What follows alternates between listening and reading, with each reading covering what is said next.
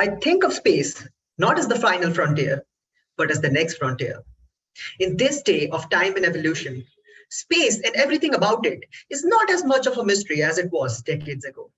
Space science, navigation, and planetary navigation were all but a dream for every scientist in the world. And it wasn't long before one of our own scientists took an initial step in that direction.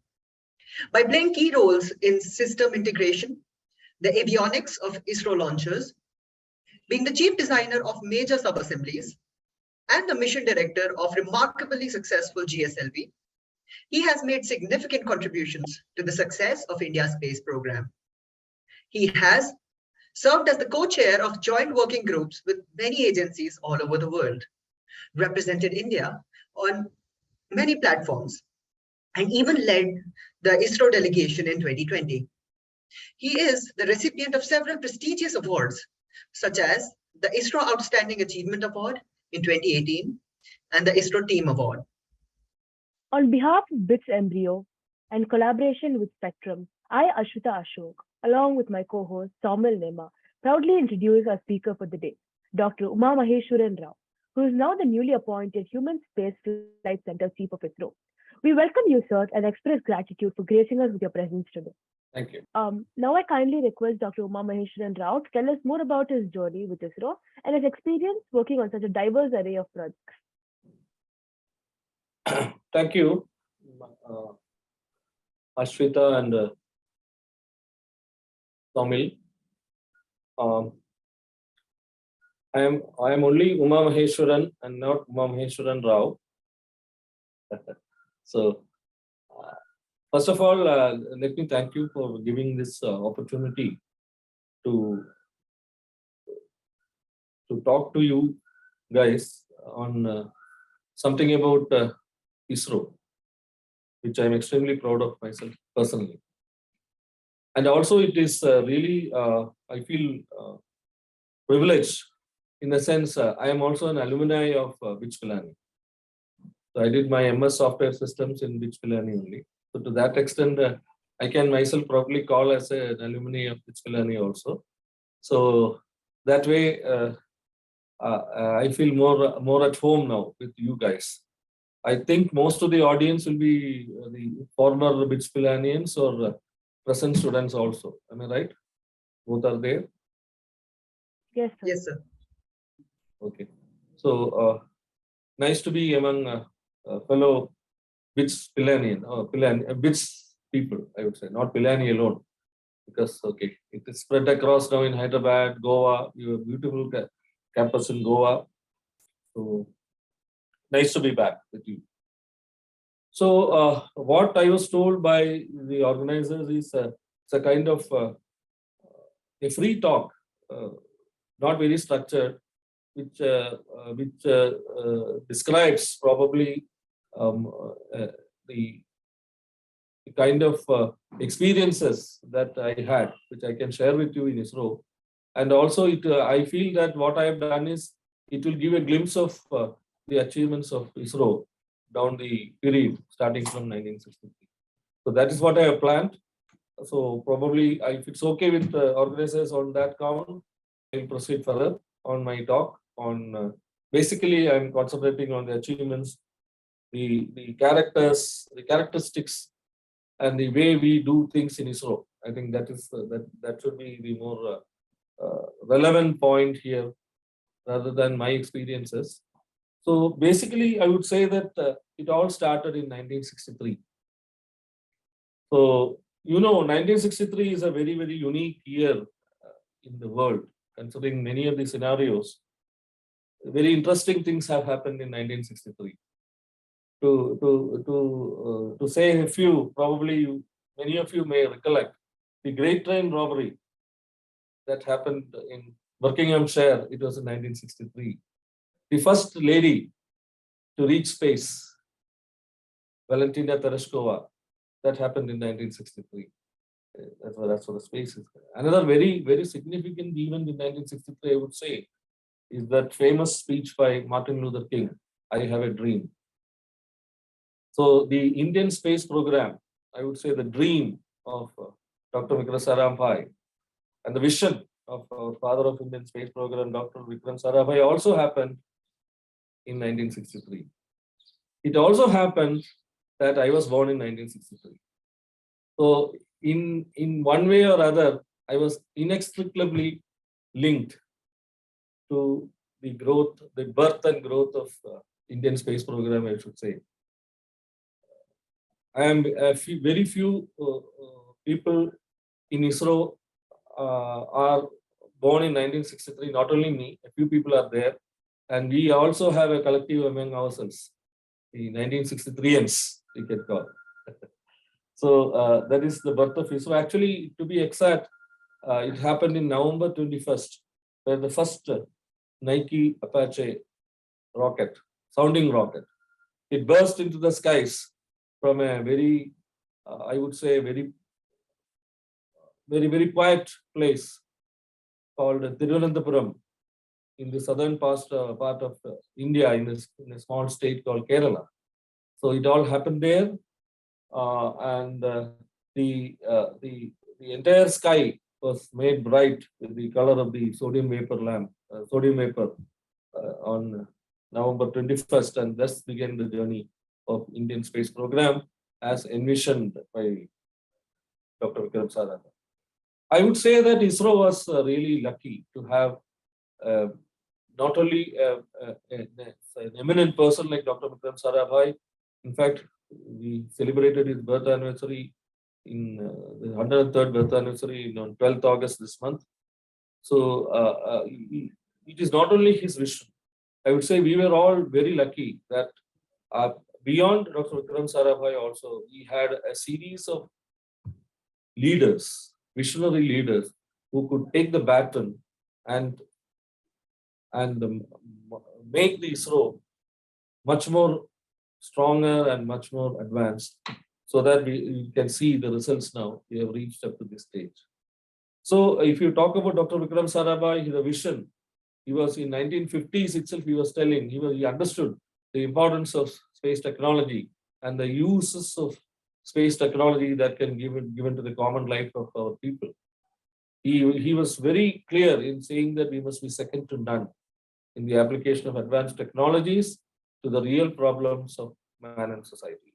And in fact, this is exactly what ISRO has been doing for the past 62 years, following the footsteps and the vision, to see that this vision is reflected in all the activities that ISRO is embarking upon. And I'm very proud to repeat this vision every time when I give a talk, because it's so inspiring to all of us. So what I would like to say here is, these sounding rockets from the coastal region of Tumba. In those days, every Wednesday, they used to send these rockets basically for atmospheric studies. And I, as a little boy, used to hear the sonic boom of this rocket reverberating every Wednesday at 6 o'clock. And you don't have to see the clock at that time, because it is exactly 6 o'clock when the sound is heard. And my parents at that time used to say, the Tumba rocket is going. So I did not understand what the hell it is.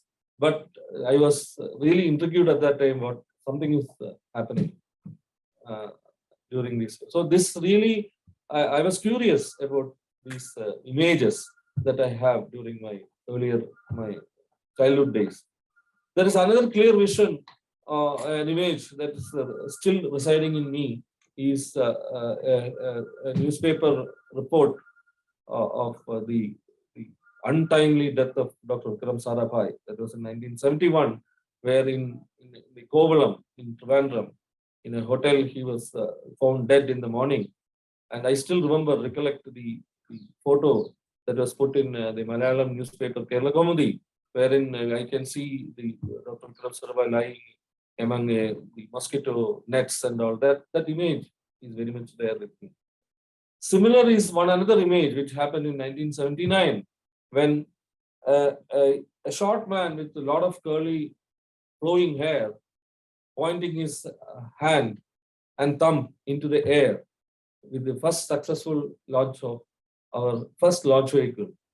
That is none other than our former Honorable President, late Sri Abdul Kalam. That was another image which was always inspiring me in my earlier days of maybe I was studying in 6th or 7th standard. I was studying in Trivandrum only that time.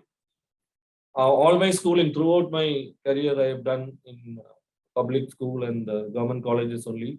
The first time I went to out of a government college is with Bits Kalani only for doing my MS. So of course I did my PhD in Trichy NIT only. So that way, practically, I would say 80% of my studies is only in normal government colleges and schools. So that's the way I was brought up. And I must say that I count myself very lucky that I could withstand the pressures of the rigorous interviews that always goes in during selection process in ISRO. And I could survive that and get into ISRO. That is, I consider myself very lucky and thank God for that. So these are some of the images which I would like to say, because these were the initial period, that is 1960 to 1970, the initial years were of evolution, wherein the ISRO started its baby steps in the 1960s up to 1970 or 71, when Dr. Vikram Sarabhai was on the helm, wherein various ideas with respect to space program were germinated, which include design of a launch vehicle, design of a spacecraft, design of propellants, design of ground stations, all such nuances without any background, without any fundamental knowledge on that, from scratch, our earlier engineers started developing. So that was the earlier period up to Vikram Sarabhai's demise. And when the next leader, I would say, was Professor Satish Dhawan. And Professor Satish Dhawan is a person who I feel personally who really gave structure and shape to the institution called ISRO. So during the Satish Dhawan's time frame, only the major designs came into fruit, and it got realized, I would say. We made the first spaceport of India, which was operationalized. It's Sriharikota. It's a kind of an island. It is surrounded by 3 sides by sea and 1 side by lake, Pulikat Lake, which itself is a very famous bird sanctuary. The ISRO Satellite Center for making the satellites was established during that time frame. And the Space Application Center at Ahmedabad was also established during this time frame, wherein the concentration was for making the payloads for the satellites.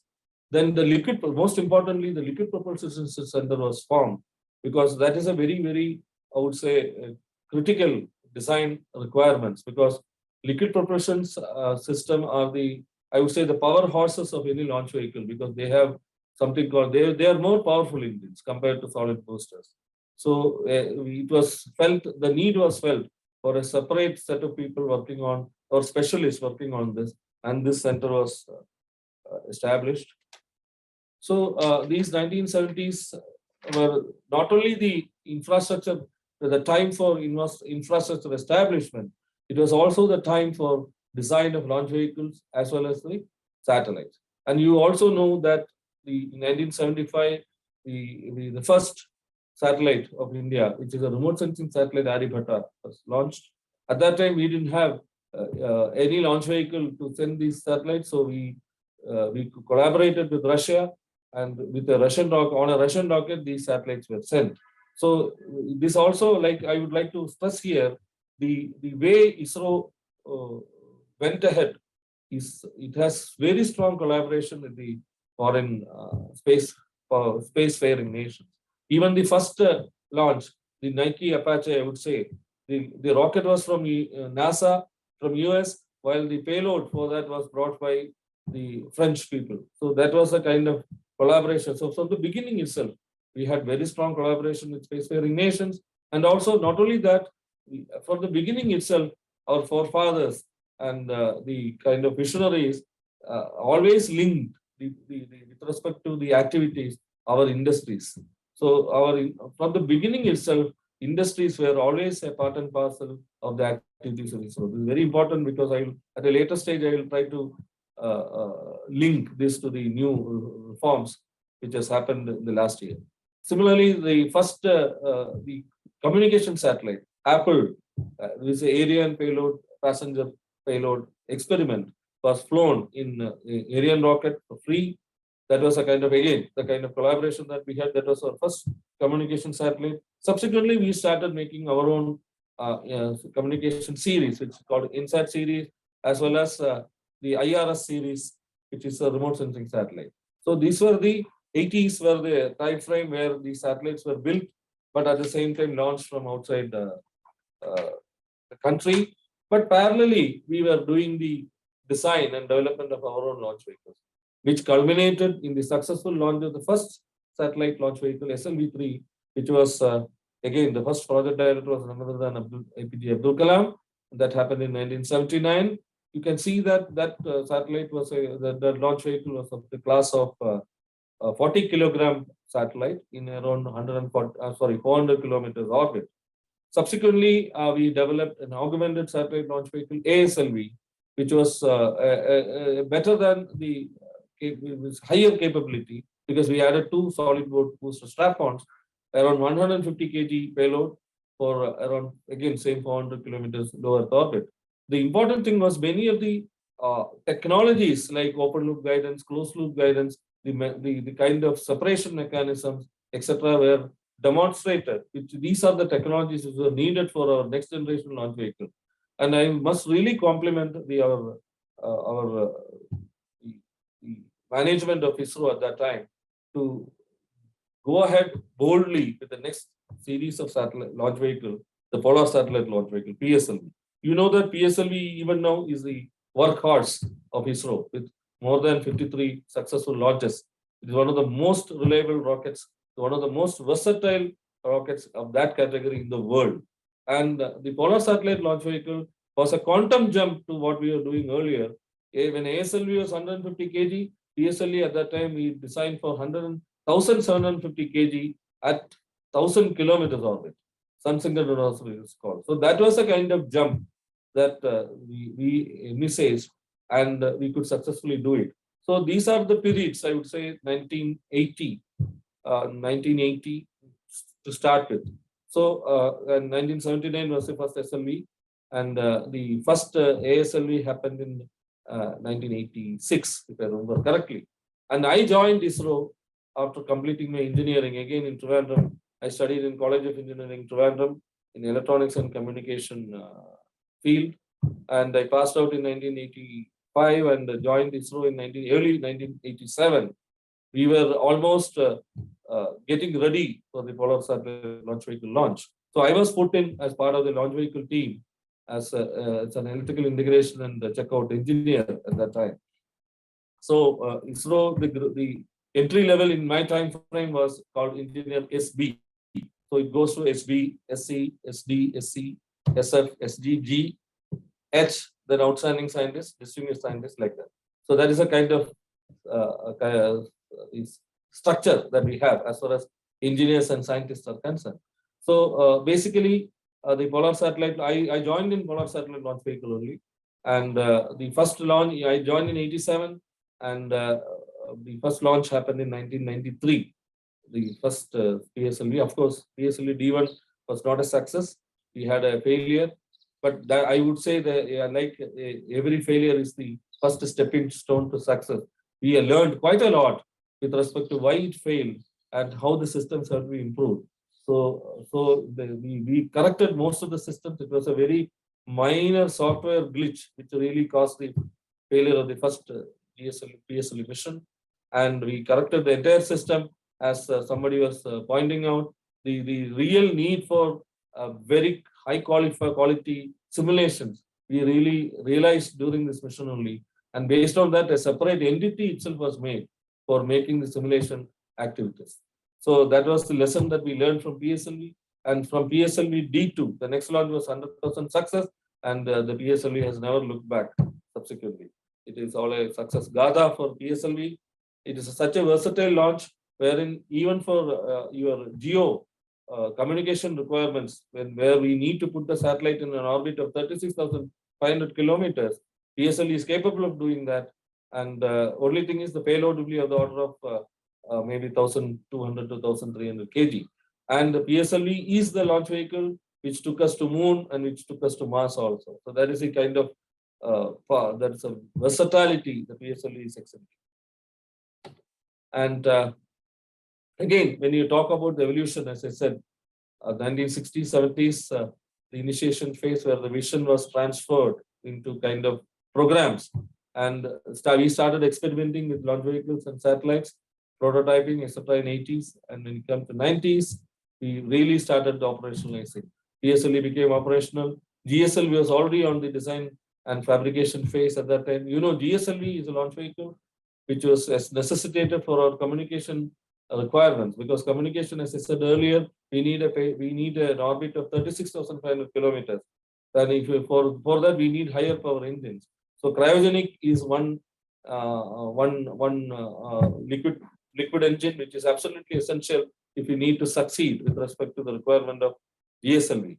So initially, since technology was not available, we went into collaboration with Russia, and of course we could not succeed in getting the technology transfer, but we could.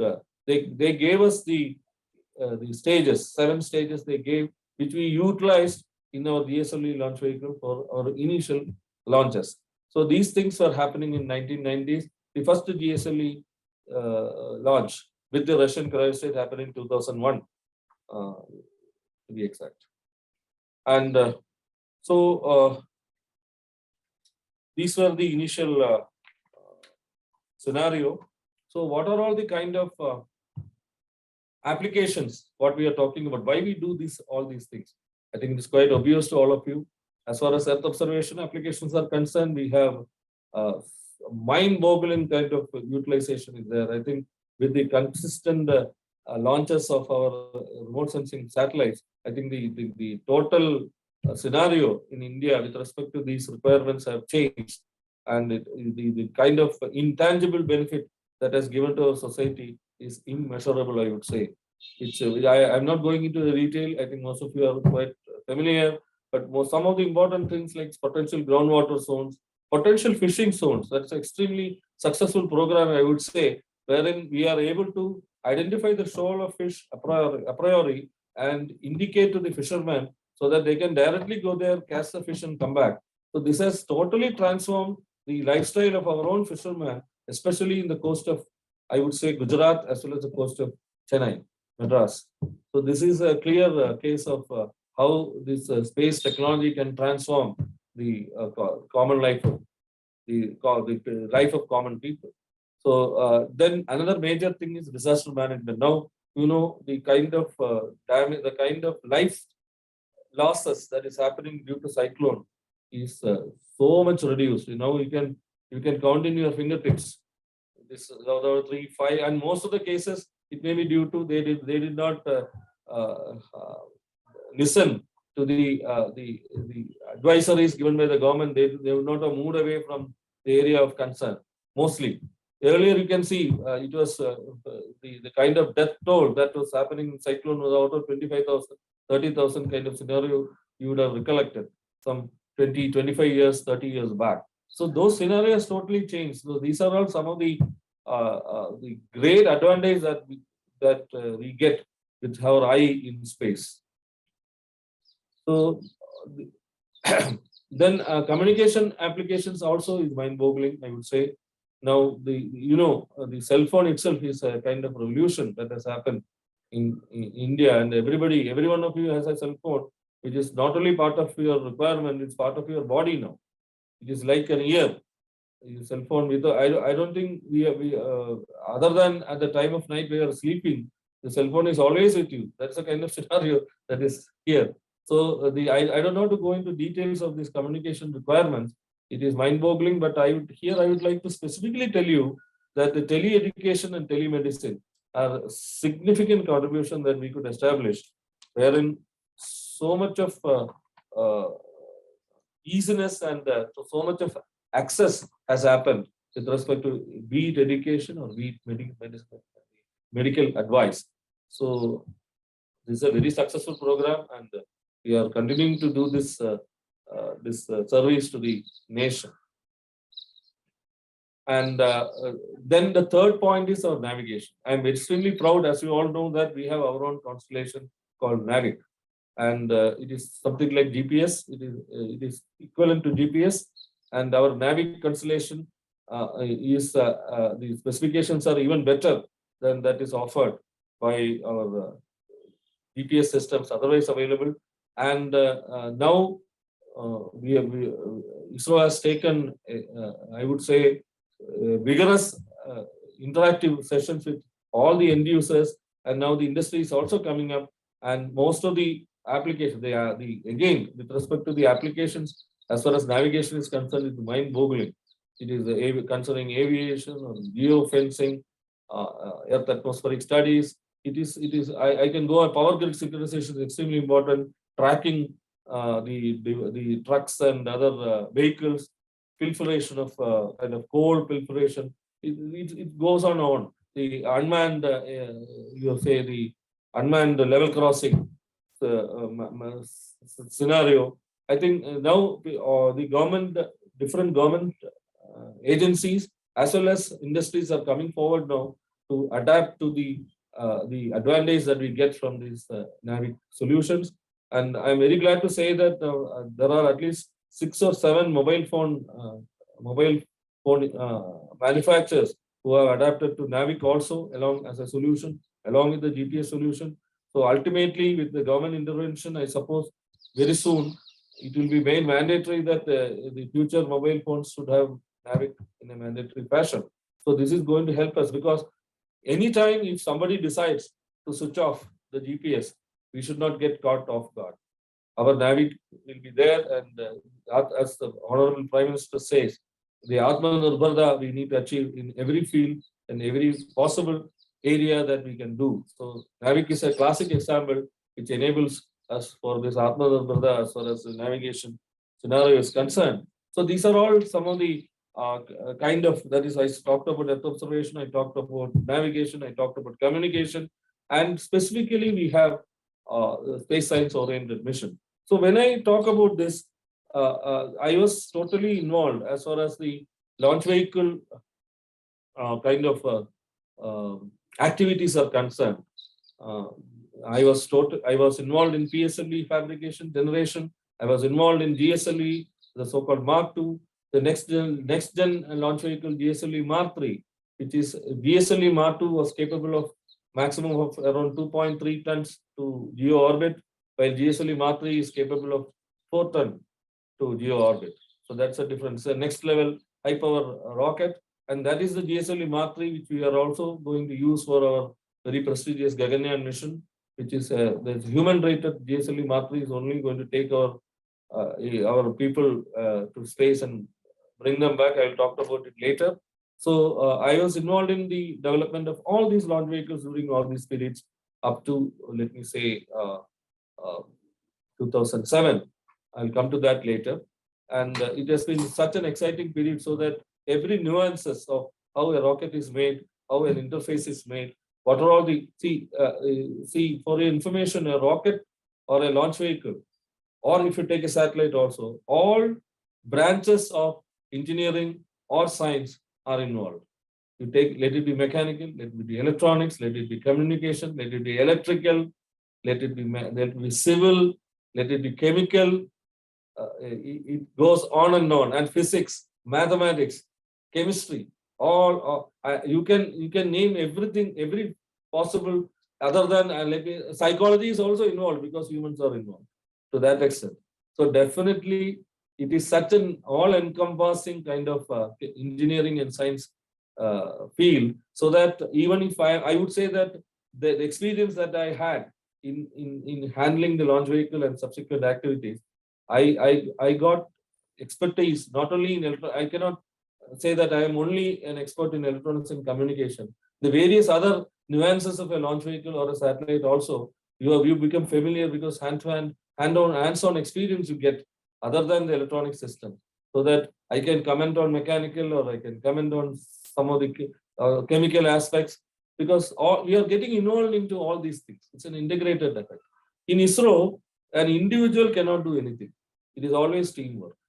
I think this is, I'll talk about the ISRO culture at some point of time later, because no individual can achieve anything on his own as far as any activity of a space is concerned. It is always team effort. It is always team effort, and that only brings success.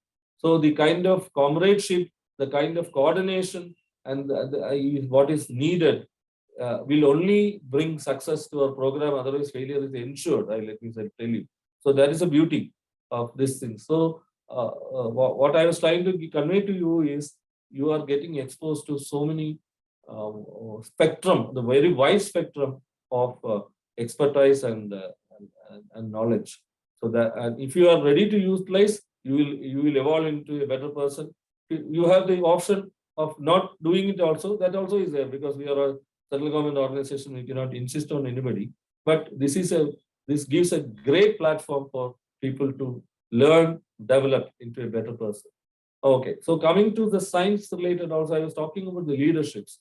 I want to link it to that, because I said earlier that we were very lucky to have wonderful leaders.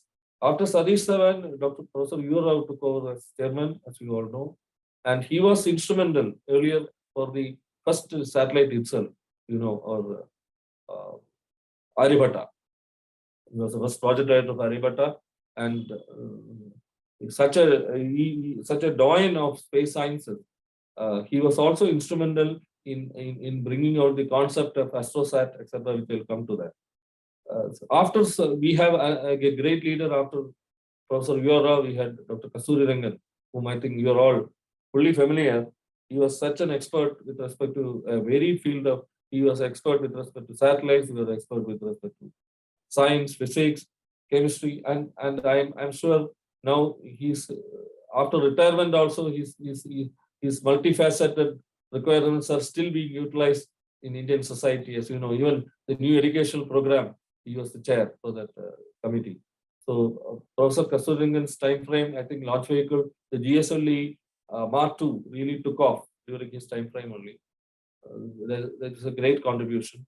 We had Dr. Madhav Nair, who took us to Moon, Gaganyaan. As I've shown here, it's a momentous event in the history of space science or space activities in India. Then Dr. K. Radhakrishnan, he took over and he took us to Mars. Dr. Madhav Nair took us to Moon, Dr. K. Radhakrishnan took us to Mars. This is one of the most novel experiments that ISRO had conducted at a shoestring budget, as everybody has quoted. So the entire, if you take the expense that was involved in a Mars orbiter mission, it is around, I will put it as around 6 to 7 rupees per kilometer, considering the distance that we have traveled, and it is cheaper than an auto rate. So that is a kind of shoestring budget that we had as far as Mars orbiter mission is concerned. Incidentally, even now it is sending beautiful pictures after so many years. We expected the life to only 6 months. Now, after so many 6, 7 years, still we are getting beautiful pictures from Mars orbiter mission. So that is then I always say that one of the most significant achievements of ISRO, if you ask me to rate, I will rate one of the topmost achievements, I would say, is the development, the successful flight of GSLV Mark II with indigenous cryostage. See, acquiring the cryo technology is something phenomenal, because no spacefaring country will accept you as a space power, or recognize you as a space power, or respect you as a space power, unless you have the cryogenic technology.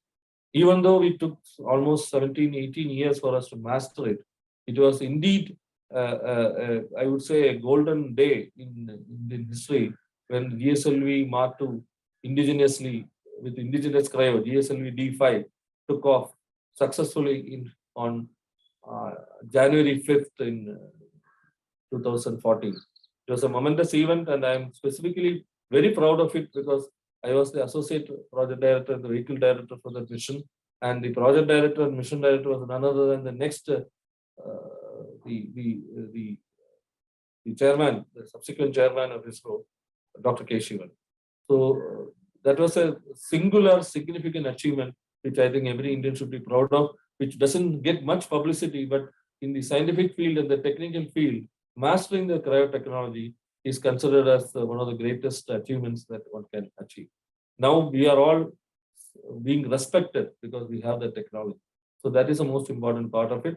And after Dr. Radhakrishnan, it was Kiran Kumar who took over as chairman of ISRO, and he again took us to another orbit, because that was the time frame when we sent 104 satellites in one shot from the PSLV launcher. It was a world record at that time.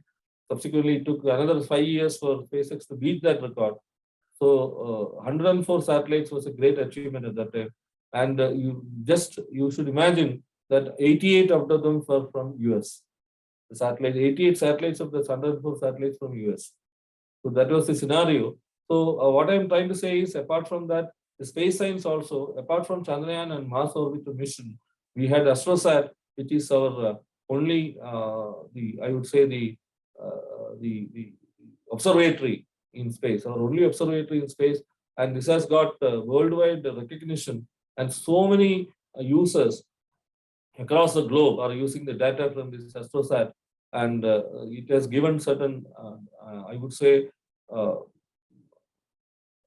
wonderful or I would say breakthrough results with respect to locating the gravitational wave events, solving a long-time puzzle of a source of simultaneously bright in infrared as well as UV, etc. And even now, the data that is coming is weighted and being analyzed by scientists across the world. So that is now coming to let me change this thing. Apart from this navigation, communication, and remote sensing, as well as scientific operations, we decided later that I would say the second phase of our objective or our goal, I would say, vision, second vision, I would say. That is, initially, Dr. Vikram Sarabhai had told that we are second to none with respect to societal aspects, which we are successfully doing even now.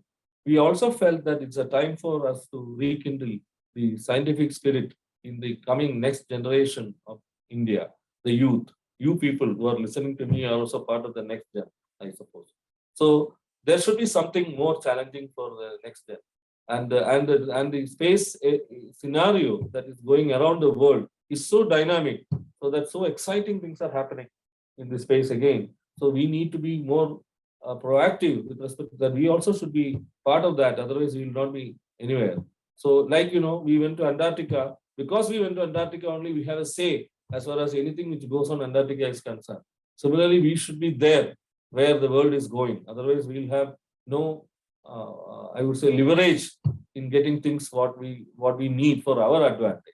So that is very important. That's why we decided that we should embark on planetary missions, which will really take the fascination of the entire country on scientific research aspects. So that is why we decided that we should go for Moon, we should go for Mars, we should go for Venus, which is an exciting mission on the anvil. And also we decided that we should attempt a human space mission. That was extremely important for all of us, because human space mission, there were a lot of queries whether it's really needed, why it should be done, etc., etc. But ultimately, you should understand that, as I said earlier, the world is moving in different directions, and if we are not there with them, we will be left behind, and we will not be at that time. If you try to do something, will be too late, and we will not be able to do anything. So we should do at the right time, because we need to. Sometimes there may be a requirement that at a later time frame we should go to Moon and establish ourselves there. That requirement may be coming later. Who knows? We do not know. Similarly, establishing ourselves in Mars. All these are requirements. So unless we have the technology, the power of technology with us, nobody is going to respect us, and nobody will going to listen to us. So we decided to embark upon the manned mission, which was supported. So initially, during the debate itself, we had started this action. From 2003 onwards, some study teams were formed regarding how to go ahead with this manned mission. 2 study teams were formed by the chairman at that time, Dr. Madhavan Nair, and subsequently a pre-project was formed in 2011 under Vikram Sarabhai Space Center, wherein the initial design requirements and fabrication requirements with respect to human-rated launch vehicle and other aspects were started functioning. And we could convince finally the government that we are ready now for embarking on a real project on man mission. And our Honorable Prime Minister Mr. Narendra Modi announced the Gaganyaan, I would say, in 2018 Independence Day. So it was a very daunting and challenging task for all of us for that. And I'll come to that, the present where we are with respect to Gaganyaan in a short time from now. So this particular space capsule recovery experiment was a very significant test what we conducted in 2007 itself as part of the study projects, wherein we could demonstrate for the first time successfully sending a capsule to the space and bringing it back, demonstrate the re-entry challenge as well as the parachute deployment for recovery, and it splashed in sea and we could successfully recover it. And we are extremely proud to say that we did it for the first time 100% successfully. This was a remarkably successful experiment, as I would say, as a precursor to our Gaganyaan program. Similarly, this crew module atmospheric re-entry experiment was another major test that we have conducted successfully. This was spearheaded by our present chairman, Sri Somnath, who was, I would say, who was one of the key designers of GSLV Mark III launch vehicle. So this was done in 2014, where along with the first demonstrated flight of GSLV Mark III, our present most powerful launch vehicle we have now, there was an experimental flight wherein we wanted to just to demonstrate the lower stages of the Mark III functioning, and this care module also was put on top of it, and it went to I would say not I would say around 200 to 300 kilometers kind of orbit, and it came back and went through the re-entry part and it got recovered from Bay of Bengal successfully. This particular crew module is almost similar to the crew module that we are planning to fly our humans now. So this was also a very successful experiment as a precursor to our human mission.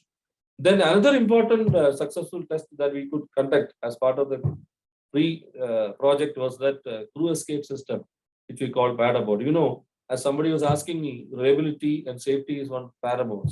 And as far as humans are concerned, when humans are also part of the payload, they are part of the launch vehicle, definitely the safety is paramount. As Prime Minister also told, it is our job to see that they are brought back safely. So that is the most important thing, and we need a system to make the whole process safe. So we have something called crew escape system, which will take the astronauts, the crew module, away from the launch vehicle in case of any inadvertent emergent scenario. And that scenario can happen at the launch pad itself or during the ascent phase where the vehicle is flying off at any time. So as part of the failure mode simulations, if any problem comes at launch pad, we should demonstrate that the crew will escape. And that test was conducted successfully, wherein the crew module got separated from the system and it landed 2 kilometers away in sea comfortably without any issue. So this was again a very successful test. Now similar tests we are going to conduct soon. Another 2-3 tests more we will be conducting now. So as I said earlier, based on all these things, Honorable Prime Minister announced the Gaganyaan program on and the target given was that we should do on the 75th year of independence. Unfortunately, something called COVID struck very badly, and we almost, I must admit, that practically we lost more than around 2 years for achieving that. Now we are back on track, and I'm sure by end of next year, at least the first unmanned flight we'll be able to do. That is our expectation now. We are geared up. As I said earlier, this launch vehicle is a human-rated launch vehicle because again, reliability is paramount here, safety is paramount here. So the GSLV Mark III has been converted or operated in the human-rated launch vehicle now. Everything is ready as far as the launch vehicle is concerned. We are planning a 3-day, 3-crew mission at an orbit of around 400 kilometers and bringing them back safely in 2 to 3 days. So this is our plan now. And as you see, this is the crew module, which we call wherein the astronauts are going to be housed, and the service module, which will enable the crew module to sustain during the orbit and which will get separated when the crew module is started deorbiting and entering into the atmosphere back. So this is the overall configuration for the information. And it is basically, it's a very complex system. Many things are totally new to us. As I said, the human rated propulsion system, crew escape system is extremely important. The launch pad has to be augmented for additional safety measures for the astronauts. We need to have something called integrated vehicle health management system. This is extremely important because we need to understand the failure modes, and we have to predict a priori before the failure happens so that we can take safety and evasive actions. So these are, and redundancy is paramount. So we have, instead of dual redundant, we go for quad redundant systems, and we also enhance the safety margins for taking care of unknown unknowns, as I said earlier. So the crew habitat, it is a pressurized system, and something which is absolutely new to us is the environmental control and life support system, which is absolutely essential for the crew to survive in the space. So we need to have oxygen. We need to have the oxygen at the required pressure. We need to have a carbon dioxide removal system. We need to have a humidity removal system. We need to have the temperature control so that astronauts are safe. So it's absolutely a very essential control system which we have never done earlier. But we have decided that it will be a purely indigenous affair, and we are developing that. We are almost on the final stage of this development and testing of this environment control life support system. Similarly, the crew seat is very new to us. The viewport is very important because from the crew module, the astronauts should be able to see outside, but this crew port at the same, even though it should be transparent, at the same time, it should be safe. It should not create a failure mode in such a inadvertent thing happens. So that the design, the material selection, etc., are extremely crucial. And we are also going for green propulsion subsystem so that the environment require taken care of. So all these things, when we take care of micrometeoroid and orbital debris issues, otherwise it is going to end in disaster. So all these things are very new to us, but we are in the development stage. So here only some time is being taken, but there are no technical issues pending. Only realization time is what is needed. So as I've already talked about, this environmental control system is a very complex system, but we are designing it ourselves for the first time, and we are very confident that we'll be able to do it Atmanirbhar way. And the mission profile is, as I said earlier, it will go to an orbit of around 400 kilometers, stay there for 2 to 3 days, and then deorbit, and it will land either in Bay of Bengal or in Arabian Sea as the system requirement at that time. So we are planning only sea splashing kind of scenario. And let me also say that this particular program, Gaganyaan program, is not an ISRO program alone. It's a pan-India program. We are only, I would say, that catalyst or the trigger points. The entire the academia, the industries, more than 70 to 80% industries only are realizing. We have the armed forces because they are extremely required. Because, for example, if you take the crew, we have selected only test pilots because they are more accustomed to the harsh environment that they will be facing during the ascent as well as during the space as well as during the descent regime. So we need the Air Force are in picture. The Institute of Aerospace Medicine has a very major role in keeping the astronauts fit. We have the Navy, who are primarily responsible for the crew recovery part, which is a very huge activity. And there are so many DRDO labs and other premier institute labs who are developing many of the technologies, many of the human-centric technologies, what is specifically needed.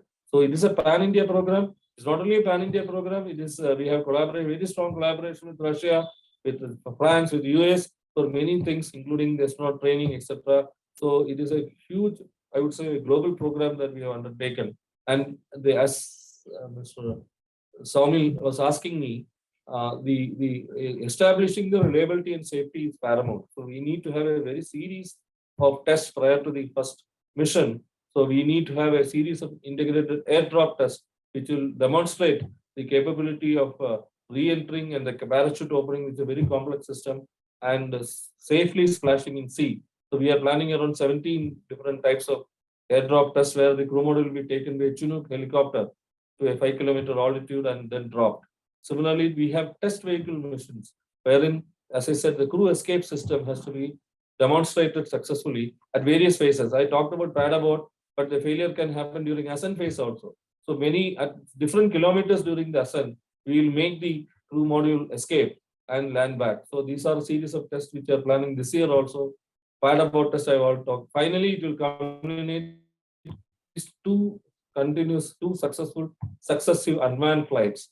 And after that only we'll be venturing to the manned flight.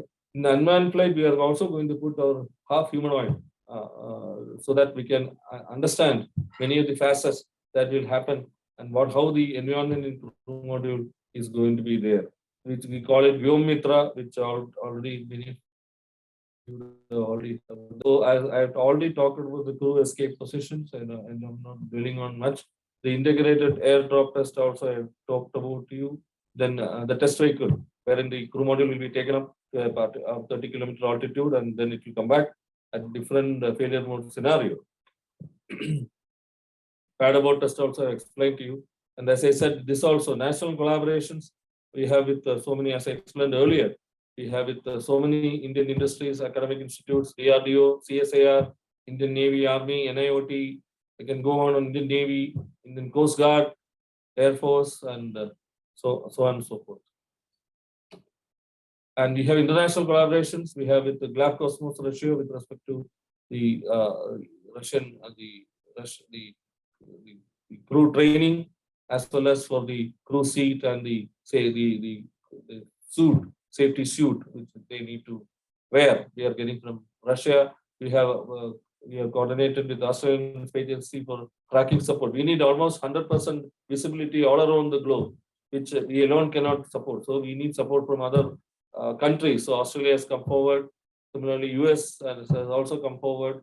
So tracking system, ESA is cooperating with us. Then CNES France is helping us with some of the human-centric requirements, including the training of the flight surgeons, etc. So we have very strong global collaboration as far as this program is concerned. And crew recovery also, I told, is a very, very involved activity. So many agencies are involved. It is led by Indian Navy. And for each of the tests that I have told earlier, like the drop test or the test vehicle test, the entire system will be activated so that they will have enough dress rehearsals before the actual event happens.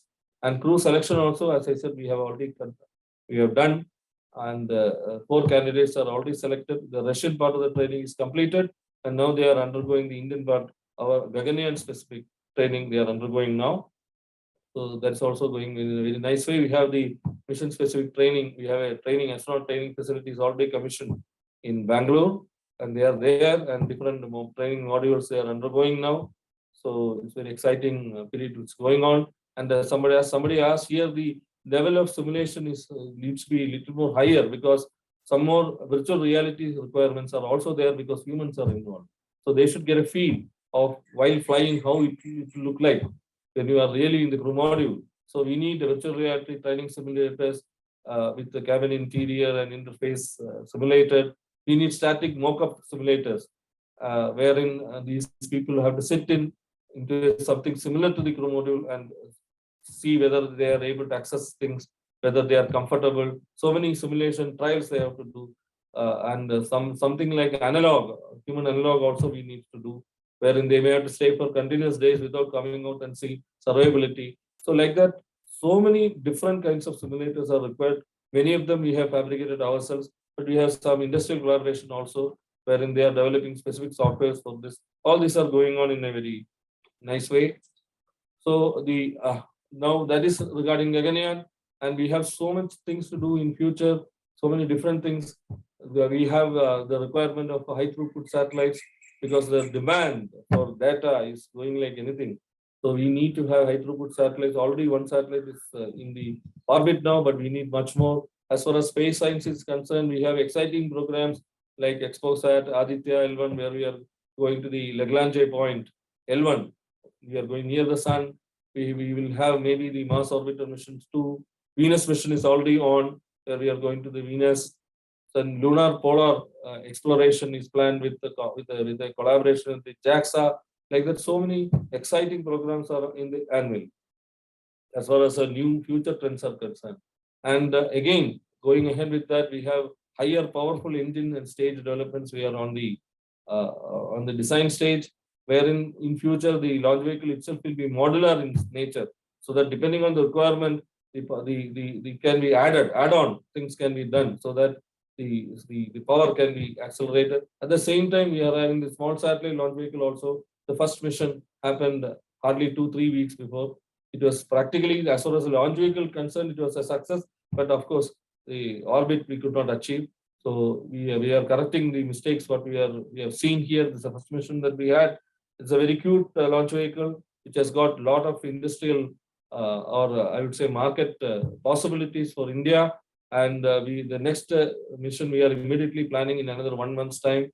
So this is an extremely exciting event that we are all looking at it.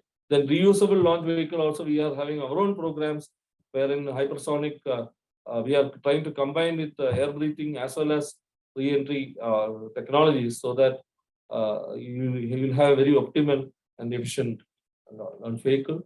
And the global trends we talk about, which we just for giving you a feel of it, you know about the microsat constellation that is growing up like anything. Then you have interplanetary explorations are also planned now. The Artemis program is a classic example. Then single state ultimate requirement is always a single state to orbit kind of mission. So these are all some of the activities which are being seriously concerned, where we are also thinking there is a very serious thought with respect to a human elevator or a space elevator, where instead of a rocket, you go up into the orbit like an elevator and reach wherever you want. So this is a very path-breaking idea or a crazy idea, you can say. But people are seriously thinking about this, because many of these crazy ideas only is going to bring about a kind of disruptive change in the technology. And you, next gen, we are all waiting, we are all eagerly expecting from you such wonderful thought process, which can be converted into a reality in future. So I will not further spend on time. I just wanted to, before conclude, I just wanted to tell only one point regarding the so-called ISRO culture. See, which I am extremely proud of, because here, ISRO, we are absolutely transparent. So some of the attributes which I would say is transparency. We have discussions, and discussions are absolutely open. Anybody can raise his idea. Anybody can stand up and tell his opinions, and that is encouraged and that is not discouraged. Even in the highest forum, wherein, let us say, for example, your secretary or chairman is chairing the session, the lowest level of engineer can stand up and say his opinions, his technical judgments. It is encouraged, it is not discouraged. But at the end of it, come to the second attribute. Once, after all discussions, in debate, it will be very heated discussions. You will feel as if people are about to fight, about to face off. But at the end, they will come to a conclusion. And once the conclusion is reached, then it is a collective decision. And everybody who is agreed as well as opposed to that point has to agree. That is the second point, which is called discipline. It is extremely important. Third thing which drives us, I would say, is passion. Anybody in ISRO is not working for the money. It is for the passion.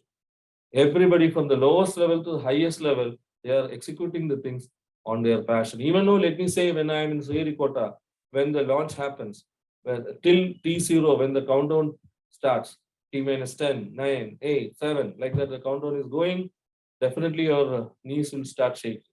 No doubt about it. Even with so much of experience of 50, 60, 70 launches that we have experienced, still this phenomena, this feeling always will be there. And once the vehicle lifts off beautifully from the launch pad, definitely there will be a drop of tear in everybody's eyes.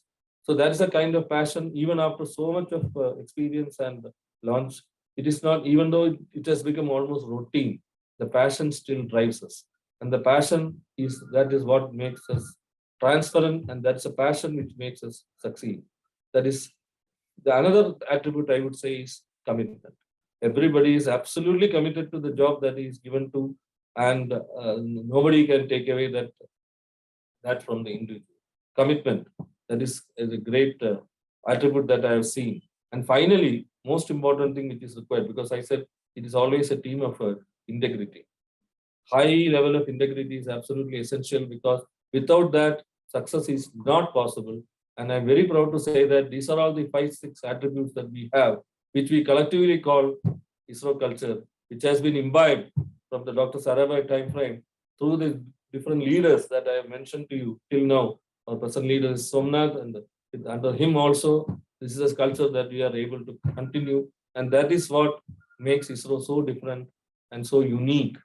So this is something which I wanted to convey to you youngsters. Wherever you do, it need not be safe, wherever organization that you are, wherever, whatever be the kind of work that you are doing, if you have these attributes, I am sure success will be always with you. You cannot fail. So with these few words, let me say once again, I quote from one of my idols, Abdul Kalam ji, look at the sky. We are not alone. The whole universe is friendly to us and conspires only to give the best to those who dream and who work. And I also will add to that, you please dream, but don't sleep. Thank you very much. Thank you so much, sir, for such an insightful and informative talk.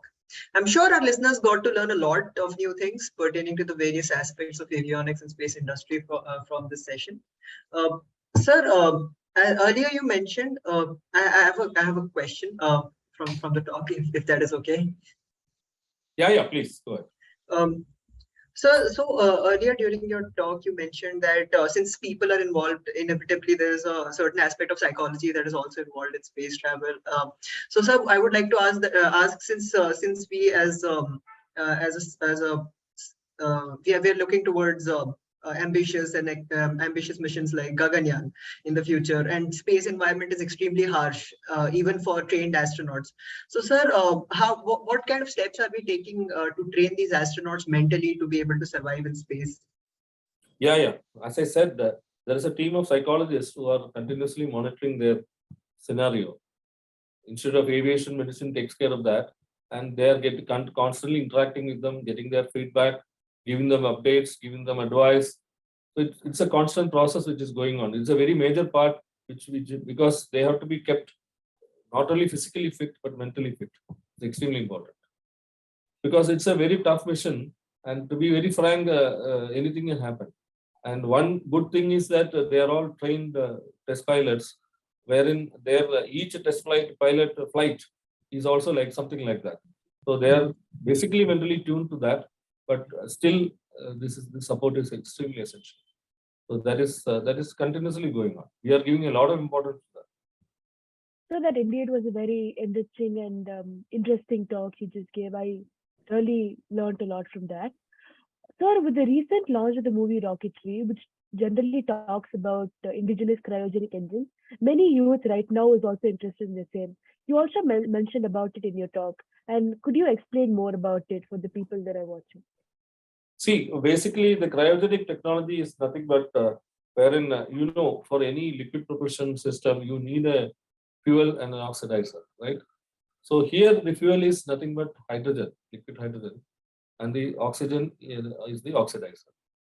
Only thing is, since you cannot store these oxygen and hydrogen in a gaseous form, because then the volume will be so high. So we pressurize it and see that they are in the liquid form. So that is called liquid oxygen and liquid hydrogen. But liquid hydrogen to be in the liquid state with the kind of temperature that we are talking about is of the order of 20 Kelvin. Okay, that is almost 250 minus 253 degrees centigrade. And as far as liquid oxygen is concerned, it is around 80 Kelvin.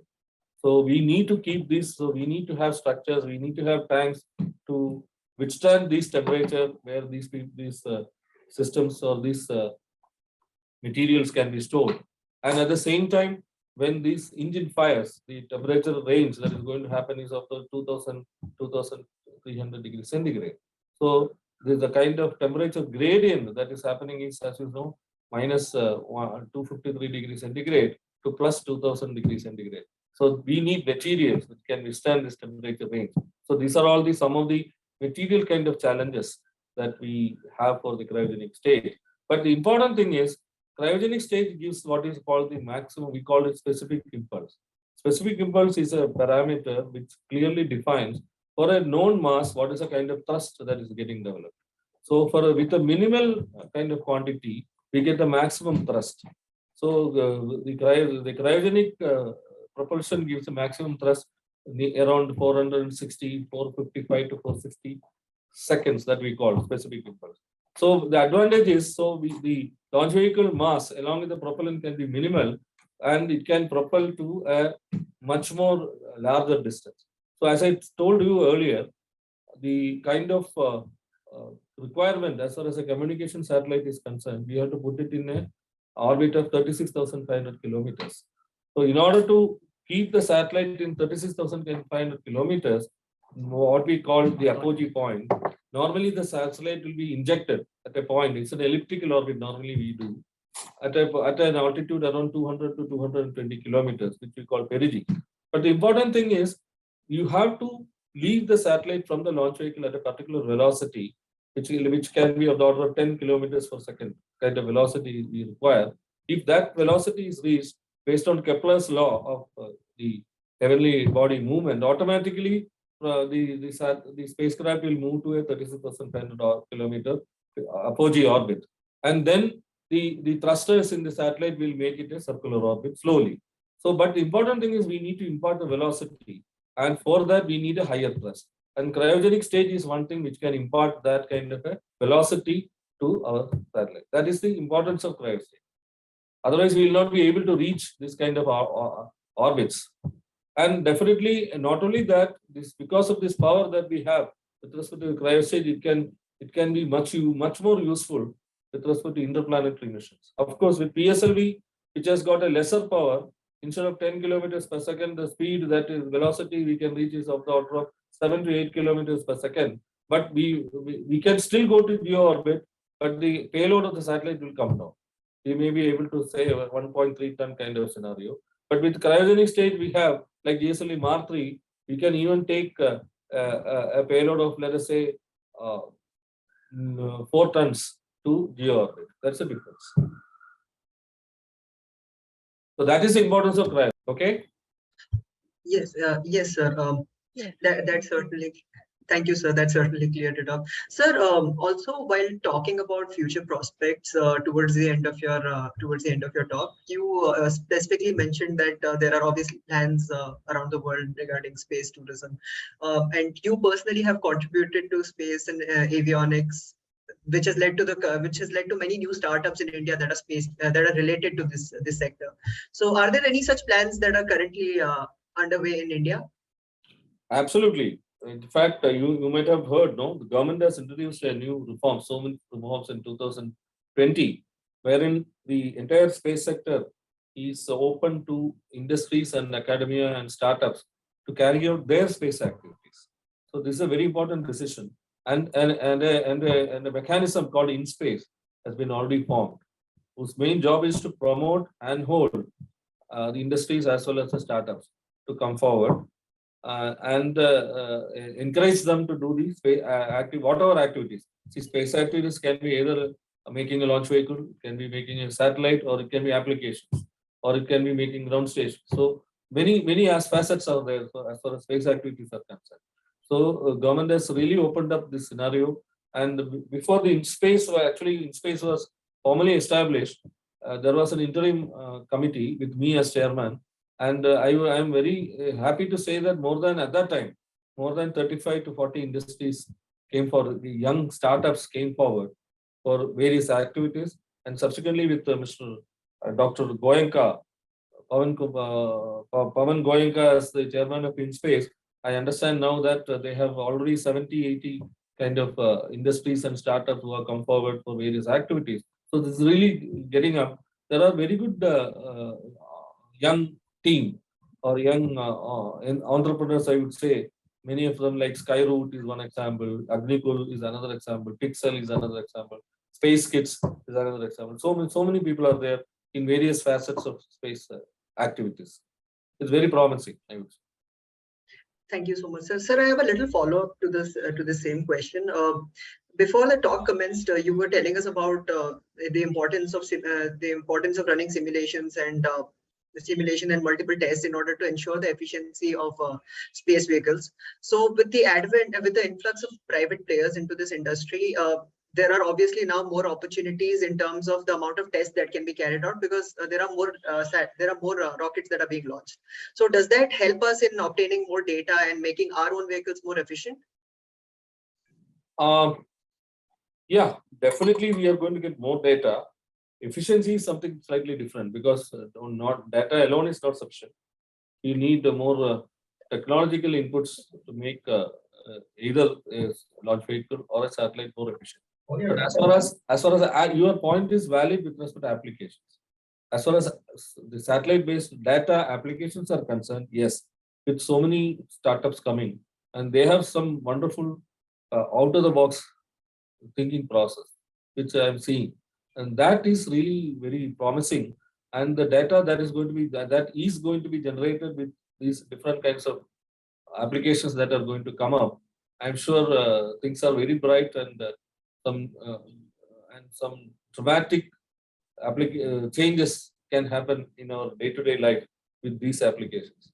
Like what has happened, for example, I always say that the kind of opportunity that was taken up by companies like Swiggy or Zomato, for example, is fantastic, because that is a kind of revolutionary usage of space applications. So like that, so many things are in store, I would say. Yes. Thank you so much, sir. Certainly, the future prospects of space industry in India seem very exciting. Sir, now my friend Ashmita has a question she would like to ask you. Yeah. Thank you, sir. I had a few questions regarding the student population. And while student satellite building in India has been picking up, high powered and sounding rocketry is not yet common. How does ISRO plan to mentor students interested in building high powered or sounding rockets? Like, how do they plan to help out students? Yeah. See, when you are talking about students, again, uh, we have a very strong ecosystem wherein we are encouraging students to come and build small satellites. That is always there. And nowadays it is picked up really 75 satellites. Now very soon 75 student satellites are going to go in one shot. All these are coming up now. Already 75 payloads with one satellite just now only flew in our SSLV. So all those things are there. But with respect to making high-powered rockets, we call, see, high-power rocket is a different ball game altogether. Uh, a, a startup or a student, they can definitely do it. And for example, a startup like Skyroot, they are attempting to make a small satellite launch vehicle. Similarly, Agricola is also making a very small satellite launch vehicle. But the making a launch vehicle is I would say, a lot of investment is required. It is highly investment oriented. You need huge test facilities. Of course, government does now with the new reforms. Have with the new reforms, some of the facilities in ISRO we can always extend to these people, so that that kind of investment can be reduced from their part. But a consistent launching of high-powered rockets. When I'm talking about high-powered rockets. Now, I'm not talking about small satellite launch vehicles. I'm talking about big rockets like PSLV, GSLV. It involves huge investment. And a team of young students alone will not be able to cope with that. So you need a setup, you need a mechanism. You need big industries to come forward and support either these kids or they themselves can do it to make such huge rockets or launch vehicles. So that is, and also in case of a failure, the kind of setback is huge as far as launch vehicle is concerned. So in order to recover that revenue also, it takes a lot of backing up. So it's a highly risky venture when you talk about very powerful rockets, huge rockets. But as I'm again telling, with respect to application-oriented aspects, it is much more bright and much more approachable, because initial investment is very low and the return of investment is also quite high. So application is one attractive area where these young startups can really invest. But of course, there are very enthusiastic youngsters who are coming up, like I mentioned, wherein they are now in the process of building up small satellite launch vehicles. I'm sure at some point of time, if they get enough financial backing, definitely they can also do. I'm not saying that they will not be able to do, but it is not as easy as venturing into applications. Thank you, sir. I think students really understand the drawbacks and what it takes to, really launch high-powered rockets. This brings us to the end of the session. Thank you, sir, for taking out the time of your busy schedule to be here with us and have this extremely insightful conversation. It was an absolute pleasure to host you along with Somil and get to know your journey. All the students are looking forward to interacting with you on campus someday soon, hopefully. Thank you, sir. Thank you so much. Bye Thank bye. you, All the sir. best. Thank you, sir. All the best for your ventures. May God bless all of you. Thank you. Thanks a lot, sir.